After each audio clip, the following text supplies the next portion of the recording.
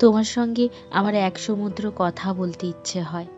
একটা দিন তোমার কণ্ঠ না শুনলে আমার বুকের ভেতরটা ঊষর মরুভূমির মতো খাঁ খাঁ করতে থাকে। আমি অপেক্ষা করতে থাকি তোমার, ঠিক যেভাবে বৃষ্টির জন্য অপেক্ষা করে চাতক। অসংখ্য চোখের ভিড়ে আমি খুঁজে বেড়াই তোমার একজোড়া স্নিগ্ধ, শান্ত, মায়াময় চোখ। অনেক লোকের মেলায় যখন তুমি আমায় খুঁজে নাও, এক পলকের দৃষ্টিতে বুঝিয়ে দিতে চাও আমার উপস্থিতিই তোমায় আরাম দিয়েছে, তখন মনে হয় বিরজার মতো আলিঙ্গন করি তোমায়। তারপর হয়ে যায় স্বচ্ছ সুগভীর এক নদী। আমার জীবনে তোমার উপস্থিতি হলো ভোরের শিশির বিন্দুর মতো। ফুল যেমন সিক্ত হয় শিশিরের স্পর্শে, আমার মনও সিক্ত হয় তোমার ছোঁয়ায়। আমরা দুজন দুই বিপরীত মেরুর মানুষ।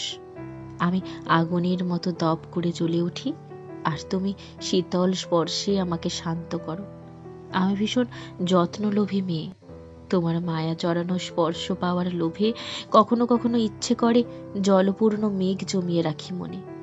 হয়তো তুমি তা বুঝতে পারো, বা হয়তো পারো না, কিন্তু আমি তোমার চোখে আমার মন ভালো করার জন্য অস্থিরতাকে উপভোগ করি বেহায়ার মতো।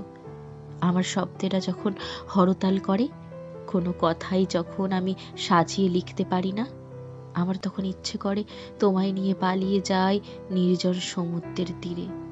কোনো এক পূর্ণিমা রাতে চাঁদ গলা জ্যোৎস্না মেখে পাশাপাশি বসবো আমরা, আর আমাদের পায়ের পাতা ছুঁয়ে যাবে নোনা জল।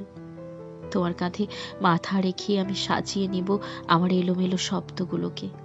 চাঁদের আলোয় তোমার চোখে খুঁজবো আরাম, আর তারপর মুহূর্তে আটকে দিব তোমার আমার মাঝে।